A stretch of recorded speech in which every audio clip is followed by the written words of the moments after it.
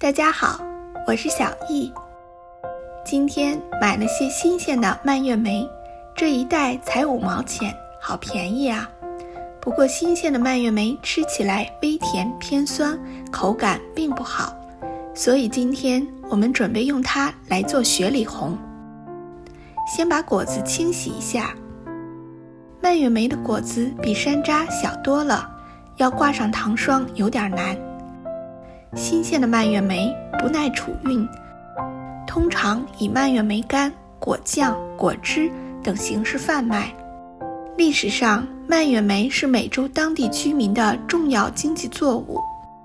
除了航海船员利用其来预防坏血病、预防泌尿道感染是其最致命的效果。借助厨房纸沥干水分，这有利于挂糖霜。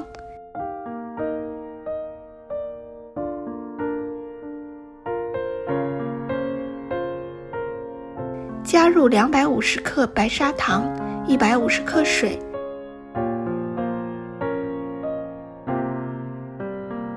开中火加热。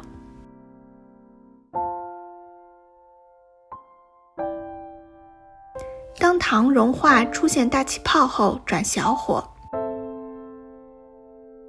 如果用来做糖葫芦，糖就不需要搅拌。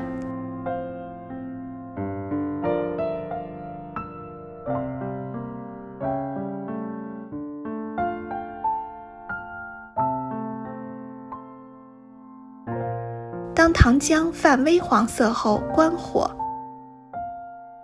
让糖浆稍微降温，然后倒入蔓越莓，轻轻翻动，让每颗果子都挂上糖浆。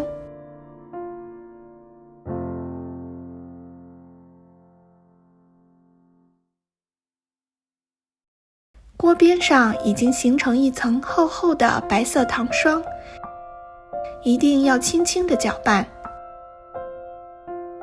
糖浆冷却后就呈现白色的糖霜，这时应该停止搅拌。此时若停止搅拌，让其冷却，雪里红基本上就做好了。很遗憾，搅拌还在继续。过度的搅拌让刚挂好的糖浆从果子上开始脱落，并相互粘合在一起。继续搅拌，糖霜持续脱落。我们开火加热，让糖重新融化，来做蔓越莓果酱。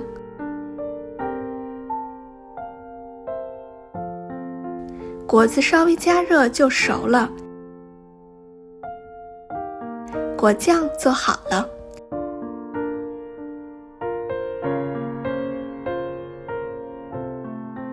尽管雪里红没做成，有浆果吃也不错。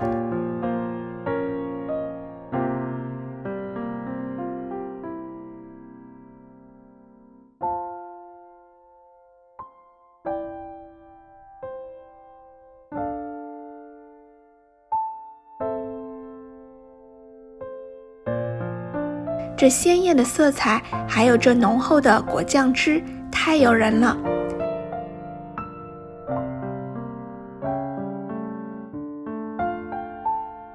锅里加一点水烧开，把锅上的糖霜融化，同时也成就一杯超甜的蔓越莓汁。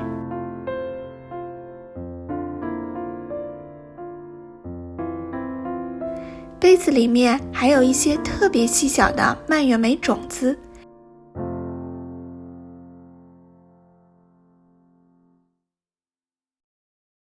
喝一口好甜爽。